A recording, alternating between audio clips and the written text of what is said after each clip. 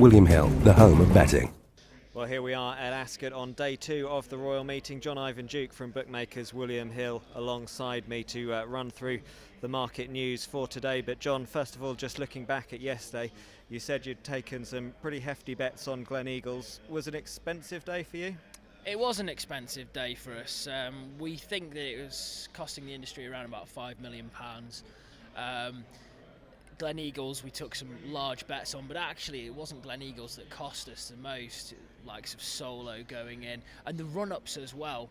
You know, you had a lot of people having things like Ryan Moore trebles and doubles, and those obviously mounted up, particularly with Clondor Warrior going in as well. There were some bad results for the bookies, and it's definitely punters 1, bookies 0. Okay, well, looking ahead to the action today, the Jersey Stakes, Ivorwood, Richard Hughes and Richard Hannon both really talking this horse up, and is he a short price favourite with you? Very much. Now it's 7-4 from 5-2 this morning. We went out a bold price. We thought we'd lay Ivorwood, but we didn't expect quite as much to come in. He is the worst result of the day. And looking at the Queen Mary, any market clues in that? Yeah, I mean, the Queen Mary, Crimea River's one which we're trying to keep on side, but the big move is for Acapulco.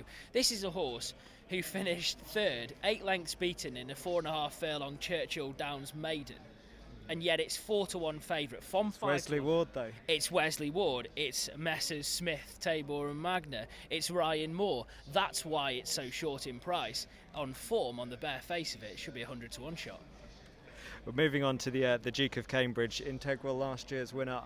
I must say I've been surprised quite how popular this one has been with pundits and with punters alike. I think in some ways as well it's probably due to the dead 8 not being in there. There'd definitely be some each way money if there was still 8 left in the field, but with 7, integral popular at the front end of the market, now into a shade of odds on from a shade of odds against.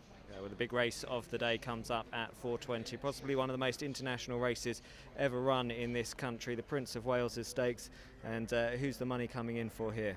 Well, it's a wonderful race, isn't it? It's got a real international feel. 3 Eagles, the popular one at the front end of the market, 3-1 favourite at this stage. Still got bags of potential, you think, for Dermot Weldon. He's likely to come on this year, but there's some real support for the likes of Spielberg as well. Was 10-1 price-wise selection into 8-1 now. The Grey Gatsby might come for a bit of money as well. Was carrying some condition at the Curragh. Perhaps might run a bedded race today.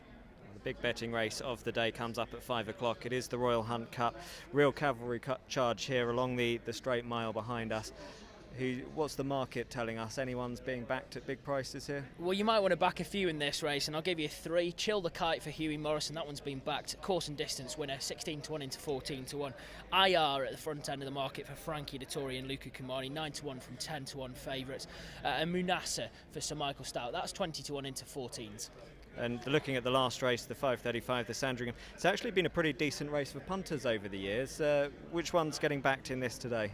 Fav, really, always smile, 5-2 from 3s, unbeaten for Saeed bin Suror, and very much the one that they'll all be siding with in the last. I'd say a sailor as well. There's been each way nibbles for that one.